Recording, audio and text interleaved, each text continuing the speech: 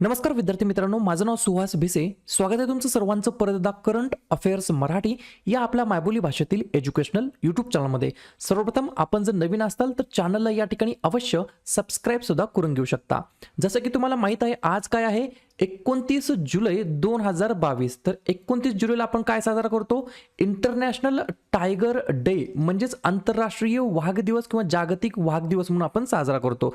तर त्यालाच अनुसरून आपण आजचा महत्त्वाचा मुद्दा घेतलेला आहे. वही आणि पेन घेऊन लगेच बसा, टाइमपास बिलकुल करू नका. व्याघ्र प्रकल्प, टायगर रिझर्व, त्याच्यावरील महत्त्वाचे प्रश्न मी गॅरंटी देतो याच व्हिडिओमधील तुम्हाला 1 ते 2 मार्काचे प्रश्न 100% एक्झामला विचारले जातील. टोटल आपण 60 पेक्षा जास्त प्रश्नांचा या ठिकाणी अभ्यास करणार आहोत. त्याच्यामुळे व्हिडिओ तुम्हाला सुरुवातीपासून शेवटपर्यंत व्हिडिओ काळजीपूर्वक पाहायचा आहे.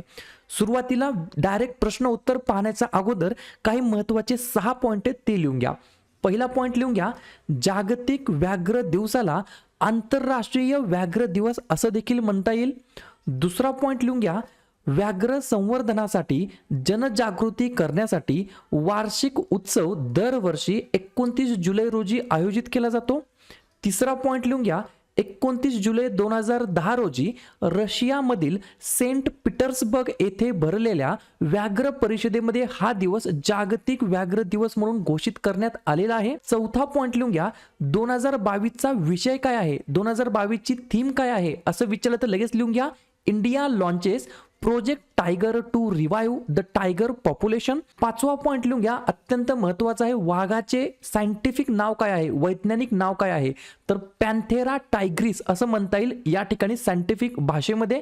आणि शेवटचा पॉइंट लिहून घ्या, रॉयल बंगाल टायगर हा भारताचा राष्ट्रीय प्राणी आहे. ठीक आहे, आता आपण टोटल 20 प्रश्न पाहणार आहोत. 20 प्रश्न झाल्यानंतर एकूण 18 राज्यातील 53 व्याघ्र प्रकल्पाबद्दल आपण माहिती घेणार आहोत. आणि आज मला जाताना नक्की कमेंट करा की व्हिडिओचा कंटेंटची क्वालिटी काय आहे, हे मला फक्त जाताना कमेंटमध्ये सांगायचं आहे. प्रश्न क्रमांक पहिला काय म्हणतो, वर्तमानमध्ये भारतातील एकूण व्याघ्र प्रकल्पांची संख्या किती आहे. प्रश्न क्रमांक पहिल्याचं योग्य उत्तर आहे पर्याय क्रमांक डी. टोटल या ठिकाणी विद्यार्थी मित्रांनो 53 टायगर रिझर्व आहेत आपल्या प्यारा भारतामध्ये. तर या ठिकाणी 53 हे या प्रश्नाचं योग्य उत्तर असणार आहे. पुढचा प्रश्न, प्रोजेक्ट टायगर या इनिशिएटिव्हची सुरुवात किंवा या उपक्रमाची सुरुवात कोणत्या वर्षापासून झाली आहे. तर 2 नंबरच्या प्रश्नाचं योग्य उत्तर पर्याय क्रमांक सी. 1973 पासून या ठिकाणी विद्यार्थी मित्रांनो जो काय टायगर प्रोजेक्ट आहे किंवा प्रोजेक्ट टायगर आहे या इनिशिएटिव्हला या ठिकाणी सुरुवात झाली आहे. पुढचा प्रश्न, प्रोजेक्ट टायगर या उपक्रमाची सुरुवात कोणत्या व्याघ्र प्रकल्पामध्ये झालं. आपण आत्ताच पाहिलं 1973 ला तर सुरुवात झाली, परंतु कोणत्या व्याघ्र प्रकल्पापासून सुरुवात झाली. तर 3 नंबरच्या प्रश्नाचं योग्य उत्तर आहे पर्याय क्रमांक बी. जिम कॉर्बेट पार्क जे की उत्तराखंड राज्यामध्ये स्थित आहे या ठिकाणापासून 1973 पासून प्रोजेक्ट टायगरला सुरुवात झाली आहे. पुढचा प्रश्न, प्रश्न क्रमांक चौथा, 2018च्या व्याघ्र जनगणनेनुसार भारतामध्ये एकूण वाघांची संख्या किती आहे. मी परत एकदा सांगतो, व्हिडिओ फक्त पाहत बसू नका, उठून लगेच वही आणि पेन घेऊन बसा आणि सगळेच्या सगळे प्रश्न लगेचच्या लगेच लिहून घ्या. चौथ्या नंबरच्या प्रश्नाचं योग्य उत्तर आहे पर्याय क्रमांक ए. 2967 एवढं या ठिकाणी वाघांची संख्या आहे आपल्या भारतामध्ये. कधीच्या जनगणनेनुसार, तर 2018च्या व्याघ्र जनगणनेनुसार. या ठिकाणी 2-3 एक्स्ट्रा पॉइंट लिहून घ्या. प्रत्येकी 4 वर्षानंतर या ठिकाणी वाघांची जी काही संख्या आहे ती मोजण्यात येत असते. सुरुवातीला या ठिकाणी मोजण्यात आली 2006 ला, तेव्हा या ठिकाणी 1411 वाघ होते. त्याच्यानंतर 2010 ला व्याघ्र जनगणना करण्यात आली, त्याच्यामध्ये वाघ होते 1706. त्याच्यानंतर 2014 मध्ये व्याघ्र जनगणना करण्यात आली, त्याच्यामध्ये वाघ होते 2226. आणि त्याच्यानंतर 2018 मध्ये व्याघ्र जनगणना करण्यात आली, त्याच्यामध्ये एकूण वाघ आहेत सद्यस्थितीमध्ये 2967. क्लिअर. पुढचा प्रश्न पाहूया, प्रश्न क्रमांक 5. जगातील टिंबटिंब टक्के वाघ हे भारतामध्ये अस्तित्वात आहेत. 5व्या नंबरच्या प्रश्नाचं योग्य उत्तर आहे पर्याय क्रमांक डी. जगातील 80% वाघ हे आपल्या भारतामध्येच आहेत. पुढचा प्रश्न, प्रश्न क्रमांक 6. भारतामध्ये सर्वात जास्त वाघांची संख्या कोणत्या राज्यामध्ये आहे. तर 6व्या नंबरच्या प्रश्नाचं योग्य उत्तर आहे पर्याय क्रमांक ए. मध्य प्रदेश या राज्यामध्ये या ठिकाणी विद्यार्थी मित्रांनो जे काय टायगर पॉप्युलेशन आहे, वाघांची संख्या आहे ती सर्वात जास्त आहे. मग प्रश्न पडला असेल की नेमकं मध्य प्रदेशमध्ये एकूण वाघ किती आहेत. तर मध्य प्रदेशमध्ये एकूण वाघ आहेत 526. 2 नंबरला राज्य आहे कर्नाटक. कर्नाटकमध्ये एकूण वाघ आहेत 524. 3 नंबरला आहे उत्तराखंड. उत्तराखंडमध्ये वाघांची संख्या आहे 442 आणि 4 नंबरला आहे आपलं महाराष्ट्र राज्य. महाराष्ट्रामध्ये वाघांची संख्या आहे 312. तर 1 नंबरला आहे मध्य प्रदेश राज्य 526 वाघांसकट आणि 4 नंबरला आहे आपलं महाराष्ट्र राज्य 312 वाघांसकट. पुढचा प्रश्न क्रमांक 7. 2019 ते 2021 या 3 वर्षामध्ये भारताने टिंबटिंब एवढे वाघांची संख्या किंवा एवढे वाघ या ठिकाणी गमावलेले आहेत. 7व्या नंबरच्या प्रश्नाचं योग्य उत्तर आहे पर्याय क्रमांक बी 329 एवढे वाघ या ठिकाणी आपण गमावलेले आहेत 2019 ते 21 या 3 वर्षाच्या काळामध्ये. पुढचा प्रश्न क्रमांक 8. अरुणाचल प्रदेशातील 20व्या राष्ट्रीय व्याघ्र संवर्धन प्राधिकरणाचे अध्यक्ष कोण आहेत? तर त्यांचं नाव आहे पर्याय क्रमांक ए भूपेंद्र यादव. आणि भूपेंद्र यादव कोण आहेत? केंद्रीय कामगार आणि रोजगार मंत्री, तसेच पर्यावरण मंत्री, तसेच वन आणि हवामान बदल मंत्री. ठीक आहे. कशाबद्दल बोलण्यात आलं? राष्ट्रीय व्याघ्र संवर्धन प्राधिकरणाबद्दल, ज्याला इंग्रजीमध्ये म्हणता येईल NCTA, national tiger conservation authority. आणि त्याचे चेअरमॅन कोण आहेत? भूपेंद्र यादव. पुढचा प्रश्न क्रमांक 9. राजस्थानमधील टिंबटिंब व्याघ्र प्रकल्पामध्ये नुकतीच भीषण आग लागलेली होती. 9व्या प्रश्नाचं योग्य उत्तर पर्याय क्रमांक डी सरिस्का व्याघ्र प्रकल्पामध्ये या ठिकाणी भीषण आग लागली होती, जे की राजस्थान या जिल्ह्यामध्ये राज्यामध्ये स्थित आहे. पुढचा प्रश्न क्रमांक 10. वाघांची संख्या दुप्पट करण्यासाठी TX2 हा जो काही पुरस्कार आहे तो कोणाला भेटलेला आहे? 10व्या नंबरच्या प्रश्नाचं योग्य उत्तर आहे पर्याय क्रमांक सी सत्यमंगलम व्याघ्र प्रकल्प. या प्रकल्पाला या ठिकाणी वाघांची संख्या दुप्पट करण्यासाठी TX2 हा पुरस्काराने सन्मानित करण्यात आला आहे. मला फक्त कमेंट करून सांगा हे जे काही सत्यमंगलम व्याघ्र प्रकल्प आहे ते कोणत्या राज्यामध्ये स्थित आहे? पुढचा प्रश्न क्रमांक 11.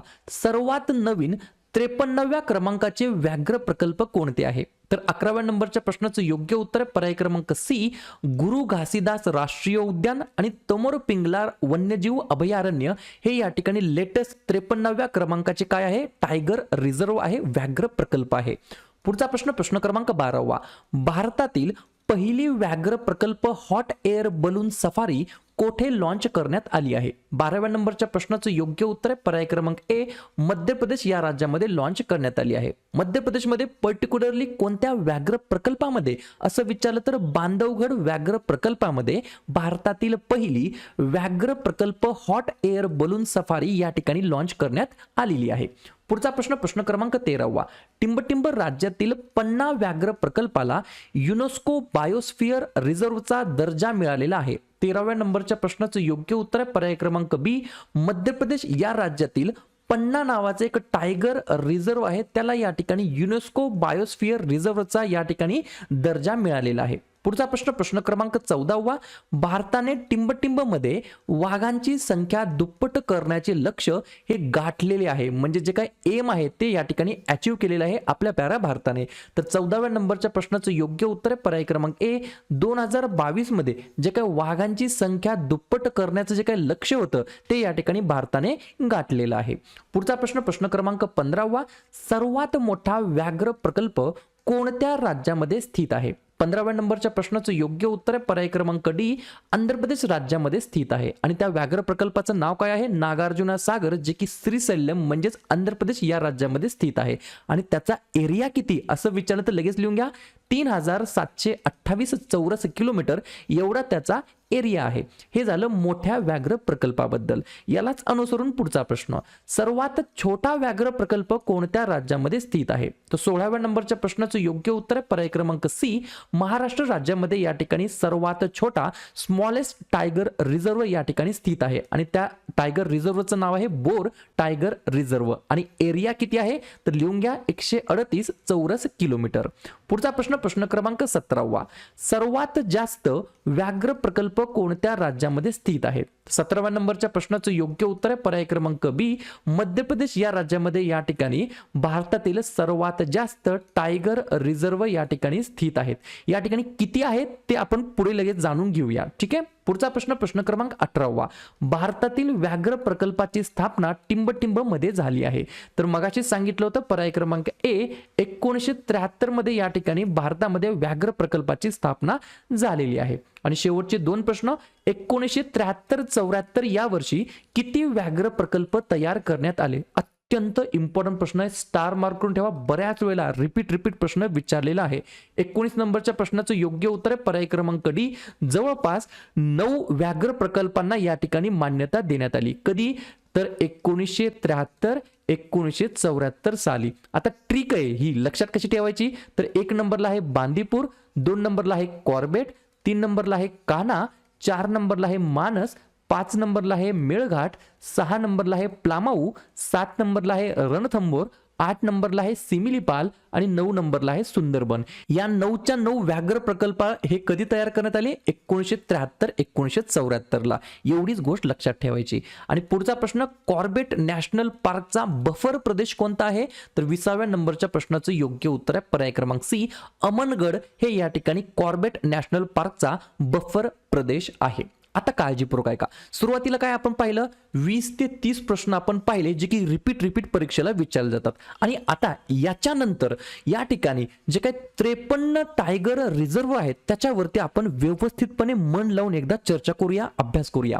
एक मुद्दा लिहून घ्या, वरती सेपरेट पानावरती एक पॉइंट लिहून घ्या. भारतातील सर्व 53 व्याघ्र प्रकल्पाची यादी. सुरुवात करूया आपण आसाम राज्यापासून. आसाम राज्यामध्ये या ठिकाणी टोटल 4 या ठिकाणी व्याघ्र प्रकल्प आहेत. पहिला आहे काझीरंगा, दुसरा आहे मानस, तिसरा आहे नामेरी आणि चौथा आहे औरंग. पुढचं राज्य लिहून घ्या बिहार. बिहार राज्यामध्ये एकच व्याघ्र प्रकल्प आहे ज्याचं नाव आहे वाल्मिकी. त्याच्यानंतर तिसरं राज्य लिहून घ्या छत्तीसगड. छत्तीसगड राज्यामध्ये या ठिकाणी 4 व्याघ्र प्रकल्प आहेत. पहिला आहे अचानकमार, दुसरा आहे इंद्रावती, तिसरा आहे उदंती आणि सीता नदी आणि चौथा आहे गुरु घासीदास. आणि आपण सुरुवातीलाच पाहिलं होतं हे लेटेस्ट 53व्या क्रमांकाचं काय आहे, टायगर रिझर्व आहे. त्याच्यानंतर चौथं राज्य लिहून घ्या कर्नाटक राज्य. कर्नाटकमध्ये 5 रिझर्व आहे टायगर रिझर्व. पहिला आहे बांदीपूर, दुसरा आहे भद्रा, तिसरा आहे नागरहोल, चौथा आहे दांडेली अंशी आणि 5वं आहे बिलिगिरी रंगनाथ. पुढचं राज्य लिहून घ्या 5व्या क्रमांकाचं उत्तराखंड राज्य. उत्तराखंडमध्ये 2 परंतु अत्यंत महत्त्वाचे जे काही टायगर रिझर्व आहेत त्यांची नावे लिहून घ्या. पहिला आहे राजाजी आणि दुसरा आहे जिम कॉर्बेट. त्याच्यानंतर 6वं राज्य लिहून घ्या राजस्थान राज्य. राजस्थान राज्यामध्ये 4 महत्त्वाचे टायगर रिझर्व आहेत. पहिला आहे रणथंबोर, दुसरा आहे सरिस्का, तिसरा आहे मुकुंद्रा हिल्स आणि चौथा आहे रामगढ विषधारी. पुढचं लिहून घ्या राज्य 7व्या नंबरचं मध्य प्रदेश राज्य. मध्य प्रदेशमध्ये जवळपास 6 या ठिकाणी टायगर रिझर्व आहेत. पहिला आहे कान्हा, दुसरा आहे बांधवगड, तिसरा आहे पन्ना, चौथा आहे संजय डुबरी, 5वं आहे सातपुडा आणि 6वं आहे पेंच.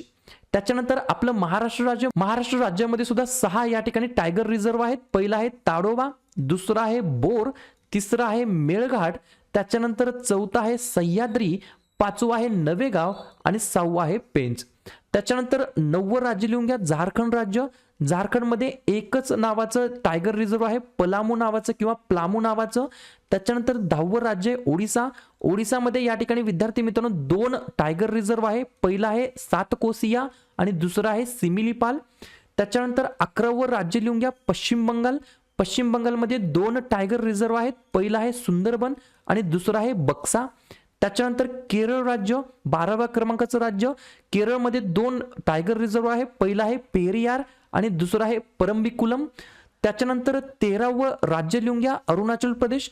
अरुणाचल प्रदेशमध्ये 3 टायगर रिझर्व आहे. पहिला आहे नामदफा, दुसरा आहे पक्के आणि तिसरा आहे कमलंग. पुढचं राज्य लिहून घ्या 14व्या क्रमांकाचं उत्तर प्रदेश राज्य. 2च टायगर रिझर्व आहेत परंतु अत्यंत इम्पॉर्टंट आहेत. पहिला आहे दुधवा आणि दुसरा आहे पिलीभीत. त्याच्यानंतर 15व्या नंबरचं या ठिकाणी राज्य लिहून घ्या तमिळनाडू. तमिळनाडूमध्ये टोटल 5 टायगर रिझर्व आहे. पहिला आहे अनमलाई, दुसरा आहे मुदुमलाई, तिसरा आहे श्री विल्लीपतूर मेघामलाई, चौथा आहे कलकड मुंडन थुराई आणि 5वं आहे सत्यमंगलम. आपण मगाशीच पाहिलं होतं TX2 हा जो काही पुरस्कार आहे तो या ठिकाणी सत्यमंगलम टायगर रिझर्वला भेटलेला आहे. त्याच्यानंतर 16वं राज्य लिहून घ्या, मिझोरम राज्य. या ठिकाणी मिझोरममध्ये एकच टायगर रिझर्व आहे, डंपा नावाचं. त्याच्यानंतर 17वं राज्य लिहून घ्या, आंध्र प्रदेश राज्य. त्याच्यामध्ये एकच टायगर रिझर्व आहे, नागार्जुना सागर श्रीशैल्यम. आणि शेवटचं तेलंगणा राज्य 18व्या क्रमांकाचं. याच्यामध्ये 2 महत्त्वाचे टायगर रिझर्व आहे, कवल आणि दुसरा आहे अमराबाद.